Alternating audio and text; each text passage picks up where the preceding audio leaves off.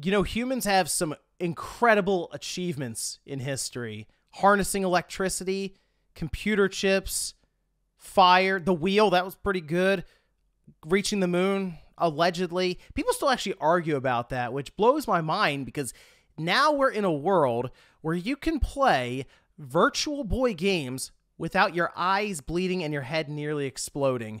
That's right. Today, we're going to check out what I think is one of the coolest things on the 3DS currently, and that's a whole new emulator to experience, for me anyway, a new world of games because I just never really got into the Virtual Boy. So we'll check out the emulator, and maybe I'll even quickly review a handful of Virtual Boy games. So if you guys enjoy the video, make sure to hit the like button and subscribe if you're new. My history with the Virtual Boy just isn't much at all. I remember when it first came out, but outside of the occasional run-in at a playable kiosk, I never played it much at all.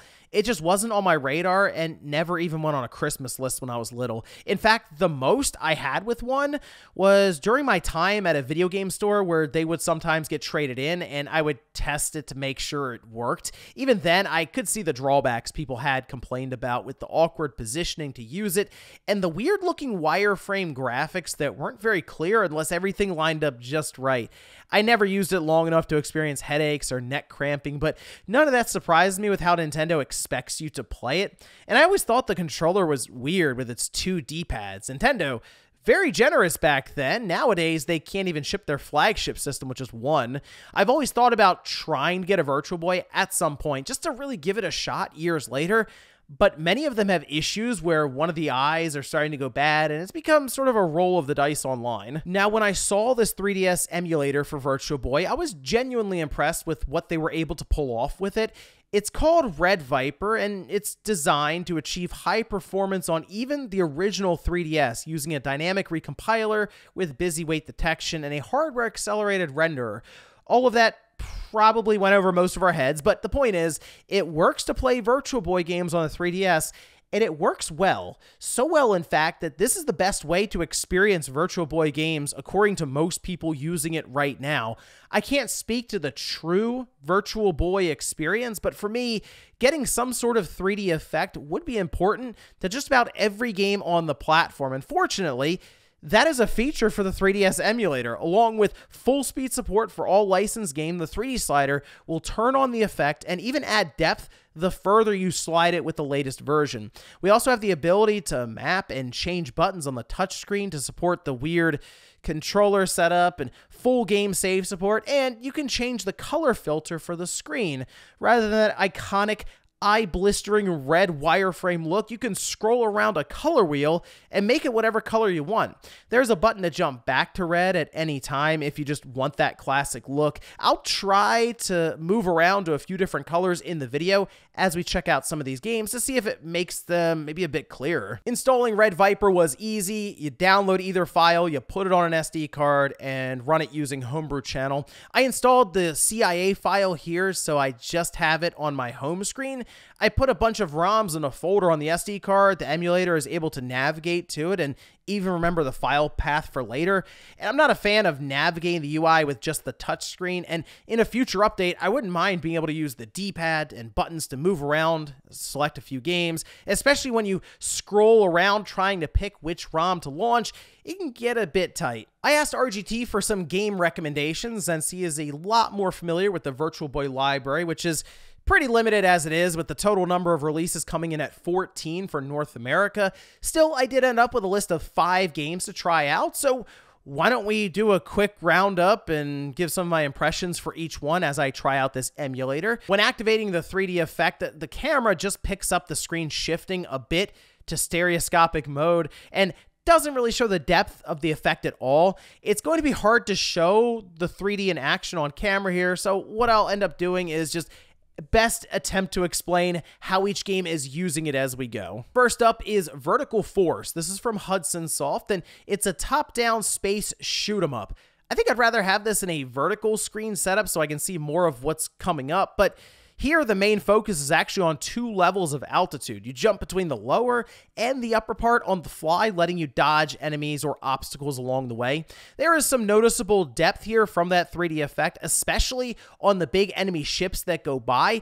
It is pretty easy, though, to lose track of your ship on the lower level, and some of that may be from the red color scheme blending into the darker areas. This is one I recommend changing to a brighter color for visibility, especially as the screen fills up with more enemy projectiles later on. Still, it's a fun arcade shooter, and the added wrinkle of different levels is a unique experience for the platform. Probably the most popular go-to recommendation for the Virtual Boy is Wario Land, and after just a few minutes, it's pretty obvious why. The game is just a really good platformer, and it did something kind of new at the time. It incorporated the background. Now, we see a bunch of platformers doing this currently, but this came around in the mid-90s and wasn't as common then, certainly not in the way it's used here with the 3D effect.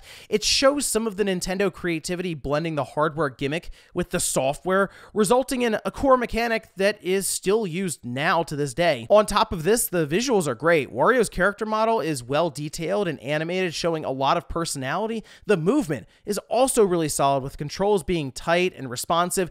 Wario has his charge attack along with different power-ups, and some of the bosses in the game are really well done, and I don't really want to spoil those, but make sure you have the 3D on when you get there. Awesome game.